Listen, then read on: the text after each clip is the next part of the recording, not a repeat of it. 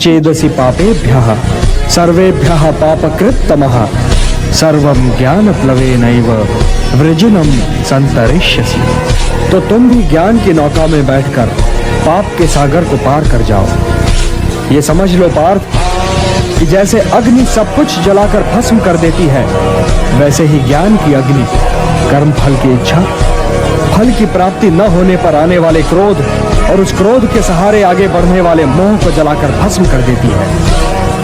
हे पार्थ, इस मंत्र को सदैव याद रखो कि संसार में ज्ञान के समान पवित्र करने वाली न ही कोई वस्तु है और न ही कोई तत्व।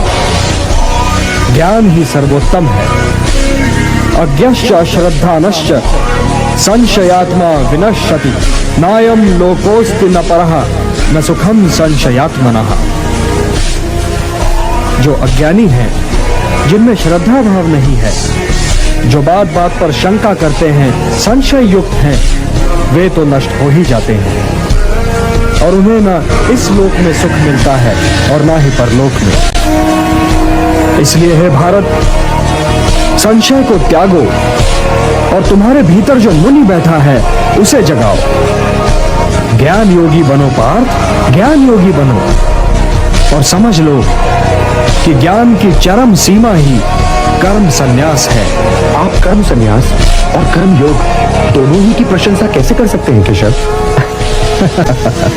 ये दोनों एक दूसरे को काटते नहीं बंधु, और कल्याणकारी तो ये दोनों ही हैं, किंतु इन दोनों में श्रेष्ठ है कर्म योग। वो क्यों और वो कैसे? जो द्वेष और आकांक्षा से ऊपर उठकर कर्म करता है वो तो नित्य सन्यासी है ही, और वो द्वंद्वों से रहित होकर सांसारिक बंधनों से मुक्त हो जाता है। इसलिए जो कर्म संन्यास को कर्म योग से अलग समझता है वो तो मूर्ख है ही। ज्ञानी ऐसा कभी नहीं समझते। कर्म त्याग तो वास्तव में निहित स्वार्थ के त्याग का नाम है पार्थ। इसलिए कर्म योग के बिना कर्म संन्यास की प्राप्ति हो ही नहीं सकती। कर्मयोगी को तत्वों का ज्ञान होता है और उसका देखना न देखना, सुनना न सुनना, चखना न चखना, जागना न जागना, लेना न लेना, छोड़ना न छोड़ना और उसका हर कर्म लोक कल्याण के लिए होता है। और इसीलिए वो पाप से बिल्कुल वैसे ही अलग रहता है जैसे कमल जल में रहकर भी जल से अलग रहता है। ब्रह्मण्याधाय कर्माणि संगम त्यक्त्वा करोति यः लिप्यते न स पापेन पद्मपत्रम इवाम्भसा।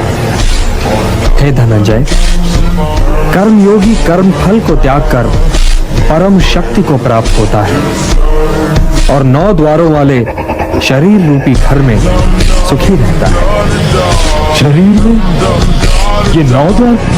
सुदेव कह रहे हैं मनुष्य के भ्रमित होने का कारण यह है पार्थ कि उसका अज्ञान उसके ज्ञान को ढक देता है, और जब आत्मज्ञान अज्ञान को नष्ट कर देता है तो ज्ञान उस परम तत्व को सूर्य की भांति प्रकाशित कर देता है और ज्ञानी इस नश्वर जीवन ही में परम सत्य को प्राप्त कर लेते हैं।